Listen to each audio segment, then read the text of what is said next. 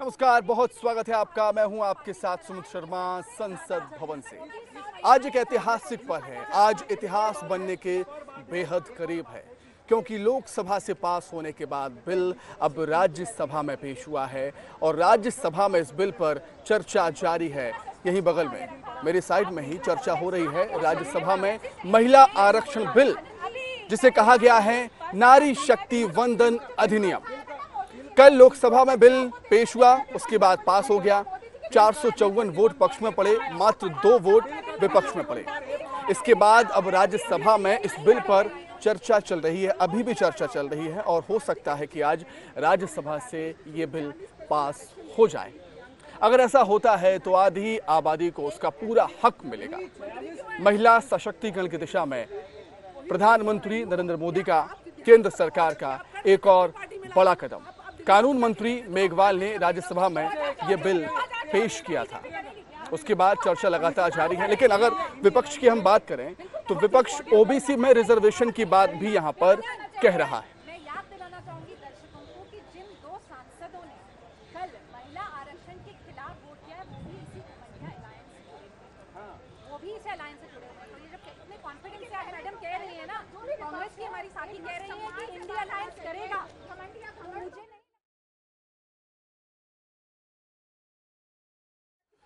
तो इससे पहले जेपी नड्डा ने राज्यसभा में अपना संबोधन दिया था। उन्होंने कई बड़ी बातें कही थी। उन्होंने ये भी कहा था कि ये बिल राज्यसभा में अभी पास हो। नारियों के सम्मान के लिए बीजेपी सरकार लगातार काम कर रही है। लोकसभा में ये बिल पास हो गया है और उनको पूरी उम्मीद है कि राज्यसभा से भी ये बिल पास होगा और पास होना चाहिए, ताकि आधी आबादी को उसका पूरा हक मिल सके। मुझे लगता है कि ये भी एक बिल होना चाहिए कि समय खत्म हो गया है, वापस चलते हैं स्टूडियो। नमस्ते।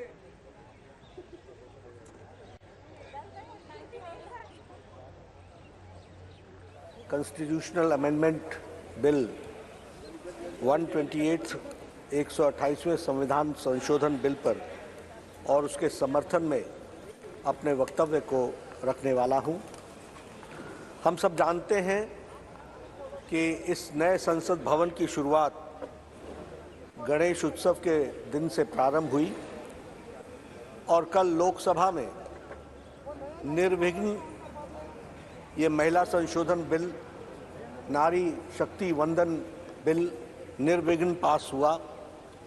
और मुझे आशा ही नहीं, विश्वास है कि आज यहाँ भी ये किसी भी बाधा के बगैर, किसी भी विघ्न के बगैर सर्वसम्मति से 128 कॉन्स्टिट्यूशनल अमेंडमेंट बिल पास होगा और सबकी सहमति इसमें मिलेगी। हम यह भी जानते हैं, सरकार की सत्ता में भी आजाद भारत में 12 मुख्यमंत्री महिलाएं बन चुकी हैं। इस आजाद भारत में इसको भी हमको ध्यान रखना है। बहुत से ऐसे देश हैं जिन्होंने वोटिंग राइट्स पाने के लिए एक लंबा संघर्ष किया। महिलाओं ने सिर्फ फ्रेंचाइज पाने के लिए बहुत लंबा संघर्ष किया। किसी ने आधी शताब्दी तक संघर्ष किया, किसी ने पूर्ण शताब्दी तक संघर्ष किया। लेकिन ये हमारा सौभाग्य था कि हमको फर्स्ट जनरल इलेक्शन में महिलाओं को बराबर का स्थान दिया गया। ये हमारी सोच दर्शाती है। तो चलिए अब बात करेंगे प्रधानमंत्री नरेंद्र मोदी की, जिन्होंने इससे पहले लोकसभा से बिल पास होने पर सांसदों को धन्यवाद दिया। उन्होंने कहा सभी सांसदों का धन्यवाद इसको लेकर, और जो बिल पास हुआ है कल लोकसभा से उसको ऐतिहासिक बताया और कहा कि ये बिल देश को नई ऊंचाइयों पर ले जाएगा। महिलाओं के सम्मान में एक बहुत बड़ा कदम इसे बताया है प्रधानमंत्री नरेंद्र मोदी ने। कल भारत की संसदीय यात्रा का एक स्वर्णिम पल था।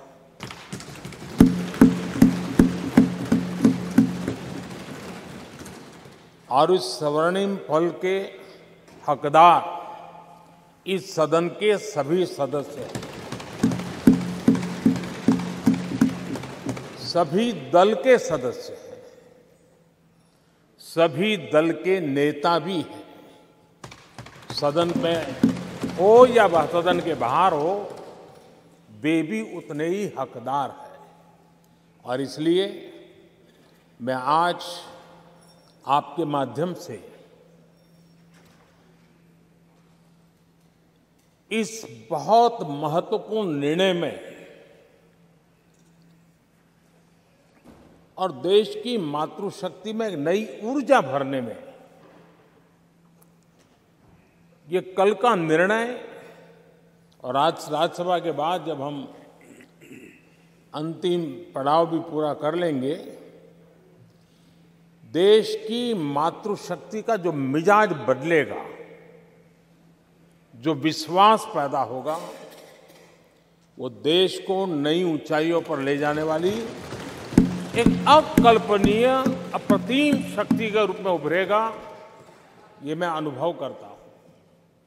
और इस पवित्र कार्य को करने के लिए आप सबने जो योगदान दिया है, समर्थन दिया है, सार्थक चर्चा की है, सदन के नेता के रूप में मैं आज आप सबका पूरे दिल से, सच्चे दिल से आदरपूर्वक अभिनंदन करने के लिए खड़ा हुआ। इस ऐतिहासिक बिल पर चर्चा करने के लिए हमारे सहयोगी विनीत हमारे साथ इस वक्त जुड़े हुए हैं। विनीत, कल लोकसभा से यह बिल पास हो गया, पक्ष में 454 और विपक्ष में मात्र 2 वोट पड़े। जो समर्थन मिला है, ऐतिहासिक समर्थन हम इसे कहेंगे। हालांकि आज राज्यसभा में चर्चा इस पर चल रही है और हो सकता है आज ही राज्यसभा से भी बिल पास हो जाए, लेकिन जिस समर्थन की मैं बात कर रहा हूं, जो लोकसभा में समर्थन मिला है, उसके लिहाज से हम कह सकते हैं कि राज्यसभा में भी इस बिल को पास कराने में कोई दिक्कत नहीं आने वाली। विनीत। जी सुमित, निश्चित तौर पर मैं आपको बताना चाहूंगा कि जिस तरह से हमने देखा कि लोकसभा में जितने बड़े समर्थन के साथ यह बिल पास हो गया, तो उम्मीद हम कर सकते हैं कि राज्यसभा में भी यह बिल उतने ही बड़े समर्थन के साथ पास होगा, या फिर यह हो सकता है कि पूर्ण सहमति के साथ ही, आम सहमति के साथ ही राज्यसभा में यह बिल जो है वो पास हो जाए। हालांकि इसको लेकर के चर्चा जो है आज सुबह से ही चल रही है। राज्यसभा में बीजेपी के राष्ट्रीय अध्यक्ष जेपी नड्डा जो है वो बीजेपी की ओर से चर्चा की जो शुरुआत है उन्होंने की है, और उसके बाद तमाम जो लोग हैं वो इस पर अपनी बात रख रहे हैं। एक बड़ी बात यहां पर मैं आपको बताना चाहूंगा कि जब बीजेपी राष्ट्रीय अध्यक्ष जेपी नड्डा अपनी बात रख रहे थे, राज्यसभा में अपनी बात रख रहे थे, तब उन्होंने साफ तौर पे कहा था कि जो बीजेपी की जो नीति है, या फिर उन्होंने साफ तौर पे कहा मोदी सरकार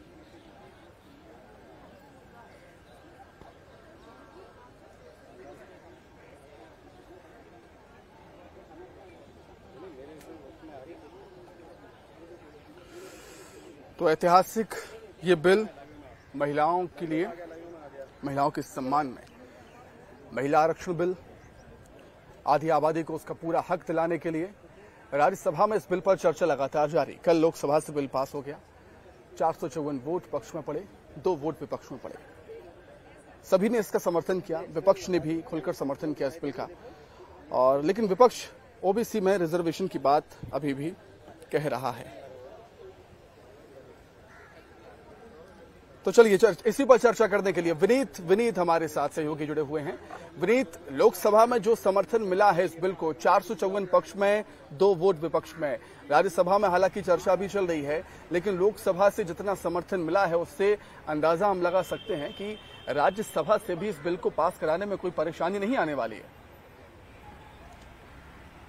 जी सुमित, निश्चित तौर पर जिस तरह का समर्थन जो है वो लोकसभा में मिला, उम्मीद है हम यह करते हैं कि राज्यसभा में यह पूर्ण बहुमत के साथ, या हम कह सकते हैं सर्वसम्मति के साथ यह बिल जो है वो पास हो जाएगा। कोई भी शायद, क्योंकि AIMIM के कोई भी सदस्य जो है वो यहाँ पर नहीं है, बाकी सभी दलों ने इसका समर्थन किया, तो साफ तौर पर हम ये उम्मीद करते हैं कि यह बिल जो है वो राज्यसभा में पास हो जाएगा। लेकिन एक बड़ी बात यहाँ पर मैं आपको बताना चाहूंगा कि जिस तरह से आज सुबह हम देख रहे थे, जब इस चर्चा की शुरुआत हुई और बीजेपी की ओर से चर्चा की शुरुआत करते करते हुए बीजेपी राष्ट्रीय अध्यक्ष जेपी नड्डा ने साफ तौर पर कहा कि वुमेन सेंट्रिक कामकाज जो है वो बीजेपी सरकार, मोदी सरकार के द्वारा की जाती है। उन्होंने कई उदाहरण दिए, उन्होंने जनधन योजना की बात की, उन्होंने उज्ज्वला योजना की बात की, उन्होंने शौचालय योजना की बात की, या फिर अगर हम मुद्रा स्कीम की बात करें या फिर कोरोना काल में डीबीटी की बात की। उन्होंने साफ तौर पे कहा कि जो विभिन्न जो वुमेन सेंट्रिक कामकाज है, वुमेन सेंट्रिक फैसले जो है वो लिए जाते हैं। इसके साथ ही साथ मैं आपको बताना चाहूंगा कि जिस तरह से ओबीसी का मुद्दा जो है वो राहुल गांधी के द्वारा उठाया गया था, उन्होंने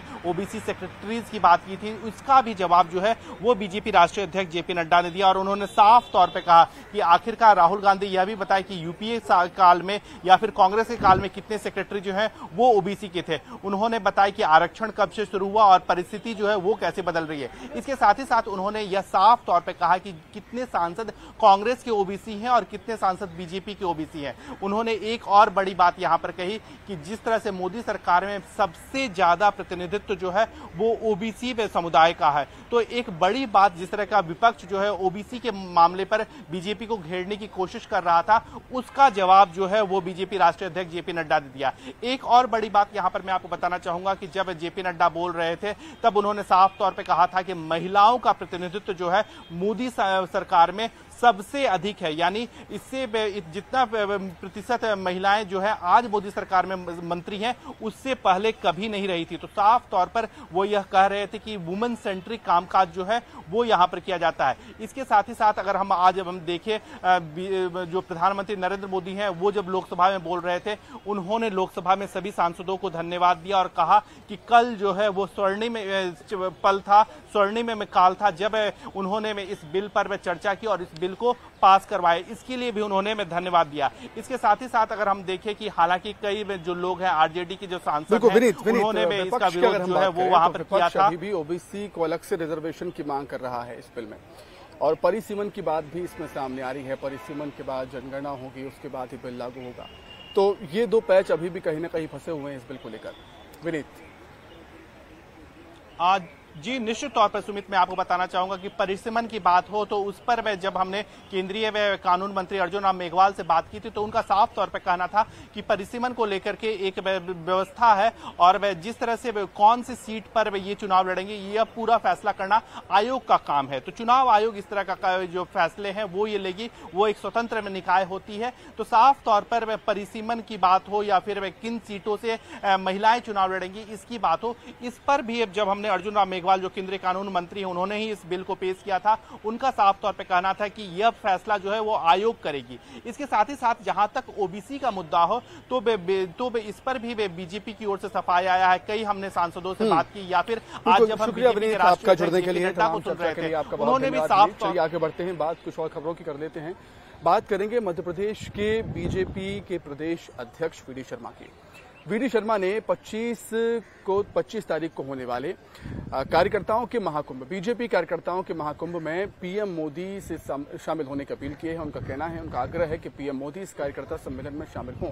वहीं कल जब लोकसभा से महिला आरक्षण बिल पास हुआ उसको ऐतिहासिक बताया है वीडी शर्मा ने। क्या कुछ कहा वीडी शर्मा ने, सुनाते हैं आपको। जनता पार्टी ने 25 तारीख को मध्य प्रदेश भारतीय जनता पार्टी का कार्यकर्ता महाकुंभ होने जा रहा है और इस महाकुंभ को दुनिया के सर्वाधिक लोकप्रिय नेता, हम सबके लाडले नेता माननीय प्रधानमंत्री नरेंद्र मोदी जी संबोधित करेंगे।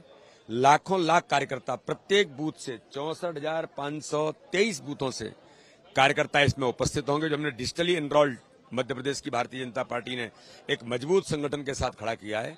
तो कार्यकर्ता महाकुंभ में बड़ी संख्या में लाखों लाख कार्यकर्ता आएंगे और माननीय प्रधानमंत्री जी चुनाव का आगाज यहां से करेंगे। 5 जन आशीर्वाद यात्राएं जो हर विधानसभा से होकर के पहुंच रही हैं, उन आशीर्वाद यात्राओं का समापन भी ऑफिशियली। आगे बढ़ते हैं। वहीं सीएम शिवराज सिंह चौहान ने ओमकारेश्वर में आदि शंकराचार्य की मूर्ति का अनावरण किया है। ये एक ऐतिहासिक पल हम लगातार देख रहे हैं। सनातन धर्म और हिंदुत्व से जुड़े मुद्दे को लेकर लगातार बीजेपी आगे बढ़ रही है और इसी कड़ी में बीजेपी ने सीएम शिवराज सिंह चौहान ने ओमकारेश्वर में आदि शंकराचार्य की मूर्ति का अनावरण कर दिया है। आपको बता दें कि सीएम शिवराज सिंह चौहान ने स्वामी अवधेशानंद गिरी और दूसरे संतों की मौजूदगी में वैदिक मंत्रोच्चारण के बीच इसका अनावरण किया। संत और सीएम अस्थायी एलिवेटर से 25 फीट ऊपर पहुंचे। पूजा के बाद प्रतिमा की परिक्रमा भी की गई।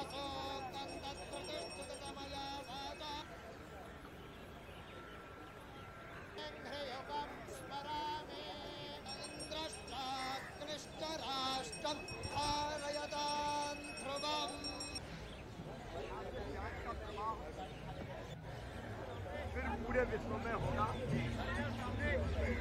और जो हमारी सनातन परंपरा है, एक ही चेतना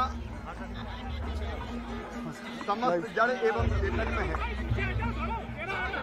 सिया राम में सब जग जानी, सर्व फलविदम ब्रह्म, वो आप में भी है, मुझ में भी है, सब में है। और यही अद्वैत है, कोई द्वैत द्वैत का भाव नहीं रहता, और यही अद्वैत।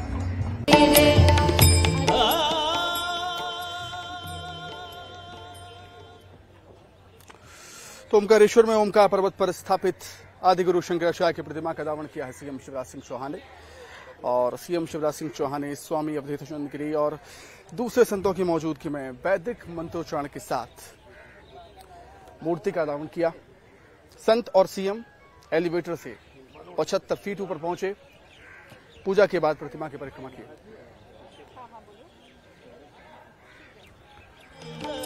आदिगुरु शंकराचार्य की 108 फीट की प्रतिमा का अनावरण हो गया है। मुख्यमंत्री शिवराज सिंह चौहान ने संत और महंतों की उपस्थिति में इस प्रतिमा का अनावरण किया है। आप देख सकते हैं कि 108 फीट की प्रतिमा यहां से एकात्मवाद का संदेश देगी। देश भर के संत महंत आए हैं, हिमालय योगी भी हमारे साथ हैं। क्या कहेंगे आप, कहाँ से हैं, आपका परिचय देते हुए बताइए कि आज के जो आयोजन हुआ उसको लेकर क्या कहेंगे। मैं हिमालयन योगी पीठाधीश्वर, जूना अखाड़ा का महामंडलेश्वर, आज इस दिव्य और भव्य इस अनावरण दिवस में मुझे यहाँ आने का मौका मिला, तो यह निश्चित एक गौरवान्वित क्षण है। जो कार्य हम सब लोगों को बहुत पहले कर लेना चाहिए था, वो आज मध्य प्रदेश की जनता, मध्य प्रदेश के नेता और सर्वप्रिय नेता के हाथों इसका अनावरण हुआ, तो यह निश्चित रूप से हमारे लिए बहुत ही सौभाग्य की बात है। कई लोग जो हैं सनातन को लेकर कटाक्ष कर रहे हैं, तरह तरह की टिप्पणियां की जा रही है, कैसे देखते हैं आप? यह वैज्ञानिक तथ्य है कि सनातन ही सत्य है। और आप भारत के किसी भी एक पेपर को लेकर के चले जाइए, आज भी वो कॉन्स्टिट्यूशन जो हम संविधान में चलते हैं, तो वो संविधान में एक ही वेदांत का चित्र है, जिसमें भगवान श्री कृष्ण अर्जुन को उपदेश देते हुए वह चित्र लगाया गया है। तो वो वेद वेदांत ही था, और वेद वेदांत का भाष्य और वेद वेदांत के प्रवर्तक और पुरोधा आदिगुरु जगतगुरु शंकराचार्य ही थे, इसलिए हम लोग सब गौरवान्वित हैं। ये जो आयोजन हुआ, इसके बाद कितना बदलाव आएगा? निश्चित रूप से अब जगतगुरु शंकराचार्य, इससे पहले भी 40 साल पहले आपने देखा था कि वही G20 हुआ था, और लेकिन जब सनातन और आगे बढ़ने लगा, डिजिटल के समय में, SMS की दुनिया में जब आगे बढ़ने लगा, तो आपने देखा होगा कि आज का जो G20 था उसमें पूरा वसुधैव कुटुंबकम की भावनाओं को लेकर आगे बढ़ा। तो निश्चित रूप से आगे आने वाले समय में विश्व गुरु का दर्जा निश्चित था और अब और आगे मिलेगा। नमो नारायण। बिल्कुल। तो ये उत्तराखंड से आए हिमालय योगी थे, जिनका कहना है कि सनातन का परचम आगे और लहराएगा। न्यूज़ 18 के लिए खंडवा से अमित जायसवाल की रिपोर्ट। ये एक विशेष केंद्र बनेगा और भगवान शंकराचार्य के दर्शन को पूरे भारत में स्थापित किया जाएगा। भगवान शंकराचार्य का जो दर्शन है, अद्वैत दर्शन, उसको हम लोग डोर टू डोर पहुंचाएंगे और हम सामाजिक समरसता हमारे समाज में रहे। हमारे यहाँ जो द्वेष या किसी में स्पृश्य या छुआछूत है, वह हमारे समाज में छुआछूत न रहे, इसके लिए हम सभी प्रयासरत हैं। देखिए, तमाम जो साधु संत यहाँ पहुंचे हुए हैं, उनका साफ तौर पर ये कहना है कि सनातन को आगे बढ़ाने की दिशा में एक ये महत्वपूर्ण कदम है, और जो परिकल्पना उन्होंने सनातन को लेकर की थी, उसको हम लोग आगे ले जाने का लगातार प्रयास करेंगे। कैमरामैन अजय तंवर के साथ शैलेंद्र सिंह, न्यूज़ 18। तो इसी के साथ ही संसद भवन से हमारे खास बुलेटिन में फिलहाल इतना ही। नमस्कार।